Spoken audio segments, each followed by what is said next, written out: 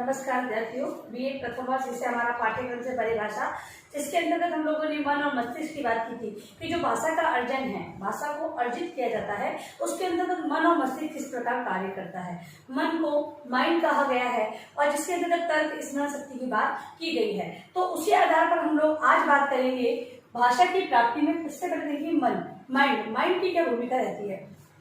तो यहाँ पर जो भाषा की प्राप्ति करनी है, भाषा को सीखना है या उसका विकास करना है, उसके क्रम में मन की भूमिका हम लोग बात करेंगे। तो आदर्श वाचन करना, आदर्श वाचन करना, भाषाई विकास की बात करते हैं। तो भाषा के विकास के क्रम के अंतर्गत जब एक शिक्षक है वो सर्वप्रथम एक पढ़ने को आदर्श रूप में लेता है, लिखित कार्य को भी वो आदर्श रूप में सीखता है।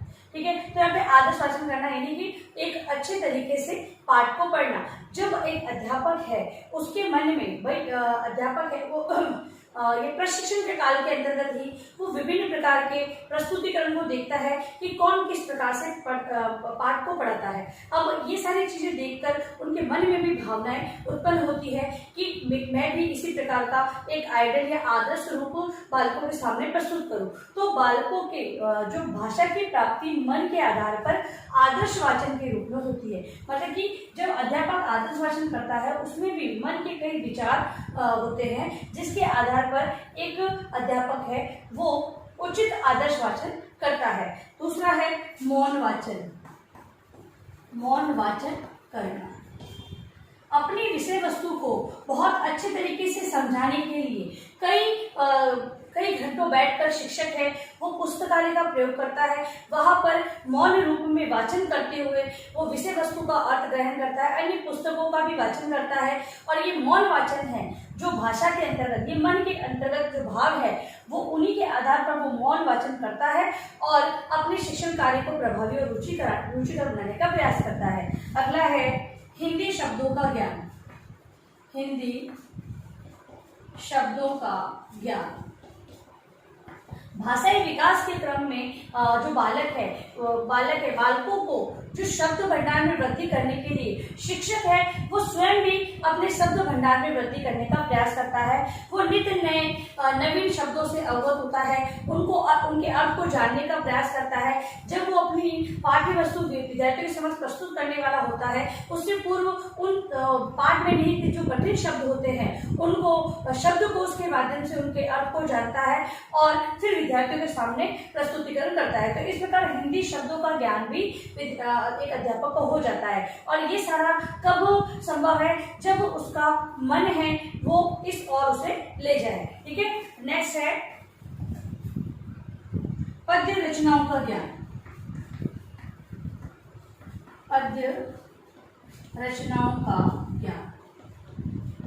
एक अध्यापक को अपने मन में उत्पन्न भावों के कारण क्योंकि अब शिक्षण के व्यवसाय से वो जुड़ चुका है तो वो ये चाहेगा कि मेरा जो प्रस्तुतिकरण है वो बहुत ही अच्छा हो। जब अगर प्रस्तुतिकरण उसे अच्छा करना है तो वो विभिन्न विधाओं के बारे में जानेगा। तो यहाँ पर पद्य जो रचना है इसके बारे में वो जानकारी प्राप्त करेगा कि पद्य की रचनाएं हैं उनके भावों को किस प्रकार समझाया जाता है, उसके अंतर्गत जो कविता या पद्य है उसको किस प्रकार लय यति गति हाव भाव के साथ प्रस्तुतिकरण किया जाता है। वो सारी चीजों को ध्यान में रखते हुए एक शिक्षक है वो पद्य रचनाओं का ज्ञान प्राप्त करता है। और सबसे जरूरी बात, जब तक मन गवाही ना दे, मतलब कि मन है वो इस और नहीं ले जाएगा, तब तक शिक्षक इस और प्रवृत्त नहीं होगा। तो भाषा प्राप्ति में मन है वो पद्य रचनाओं का ज्ञान प्रदान करने में भी सहायक माना गया है। फिर है गद्य का ज्ञान,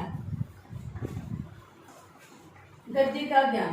गद्य की विभिन्न रचनाओं के बारे में हम लोग बात कर चुके हैं, जिसके अंतर्गत की विभिन्न संस्करण है, कहानियां है, रिपोर्टाज है, नाटक है, बहुत सारी चीजें, आत्मकथा है, जीवनी है, ये सारी चीजें आती है। अब इन चीजों को, क्योंकि कुछ चीजें ऐसी होती है जो विषय वस्तु की जटिलता को लिए हुए होती है, मतलब कि जो उसे समझना बहुत कठिन होता है, लेकिन जब एक अध्यापक है वो अपने मन में ये धारणा बना ले कि मुझे विषय वस्तु को अच्छे तरीके से समझना है और विद्यार्थियों के सामने प्रस्तुत करना है, तो वो उस गद्य रचनाओं से भी अवगत होना प्रारंभ कर देता है। यहाँ तक कि उसे किस प्रकार सरल और सही रूप में विद्यार्थियों के सामने प्रस्तुत किया जाए, ये सारी जानकारी भी वो इकट्ठा करना प्रारंभ कर देता है। तो ये सारी चीजें मन के कारण ही होती है। अगला है मौखिक अभिव्यक्ति। मौखिक अभिव्यक्ति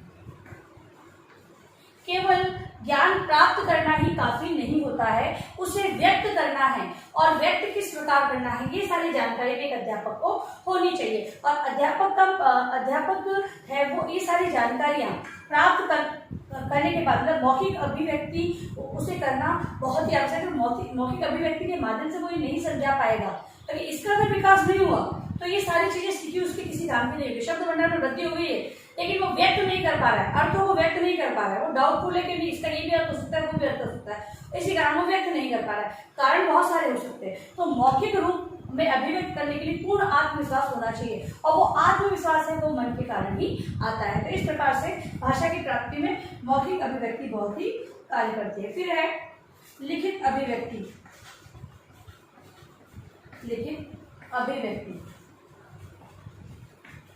अध्यापक जो कि अपने शिक्षण के अंतर्गत मौखिक अभिव्यक्ति को अपनाते हुए विद्यार्थियों के समक्ष एक आदर्श रूप प्रस्तुत करता है, वहीं पर उसके अंदर लिखित अभिव्यक्ति का विकास भी होना बहुत ही आवश्यक है।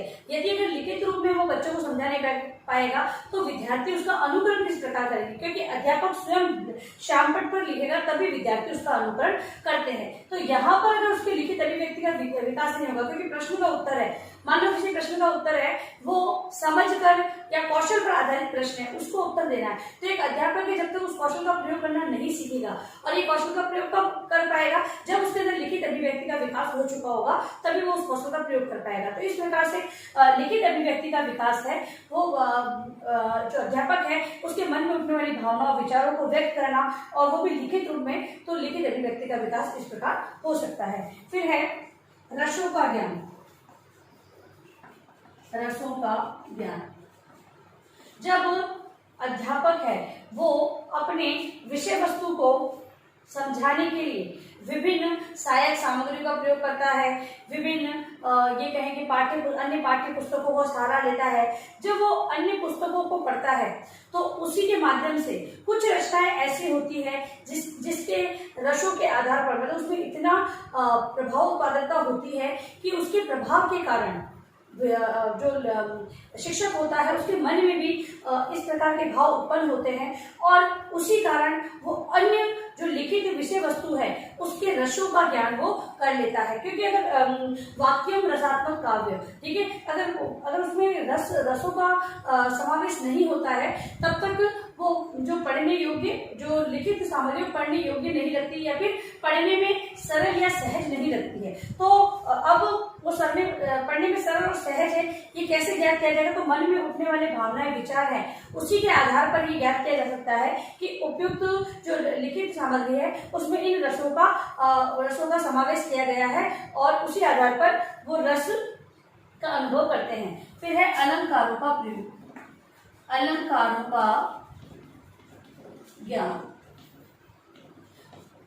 हम लोग पाठ्यक्रम के अंतर्गत इन अलंकारों के बारे में जानकारी प्राप्त करते हैं। जब बड़ी कक्षाओं में आ जाते हैं तो साहित्य के अंतर्गत अलंकार का अलग से एक व्याकरण के अंतर्गत पाठ होता है। अब अलंकार है उसका ज्ञान है वो अध्यापक, जब अलंकारों का ज्ञान अध्यापक को होता है तो वो एक मतलब ये कहें कि जो सहज रूप में वो ज्ञान प्राप्त करते हैं। ये सहज रूप कब उन्हें लगेगा, जब वो उसमें रुचि लेंगे। अब रुचि लेने के लिए मन की अनुमति बहुत ही आवश्यक होती है। जब उसका माइंड कहेगा अध्यापक का तभी माइंड उस और जाएगा, तभी वो अलंकारों के बारे में जानकारी प्राप्त कर सकेंगे। क्योंकि शिक्षण के अंतर्गत अलंकारों का ज्ञान होना भी बहुत ही आवश्यक है। ठीक है, जिस प्रकार हम एक व्यक्ति के लिए, एक स्त्री के लिए आभूषण होते हैं जो उसके श्रृंगार के लिए कार्य करते हैं, उसी प्रकार हम साहित्य के अंतर्गत अलंकारों की बात करते हैं कि अलंकार है साहित्य का एक गहना माना गया है। ठीक है। तो उसी प्रकार जब इसका ज्ञान अगर अध्यापक को नहीं होता है तो वे विषय वस्तु को समझने में कठिनाई होती है, क्योंकि अलंकारों में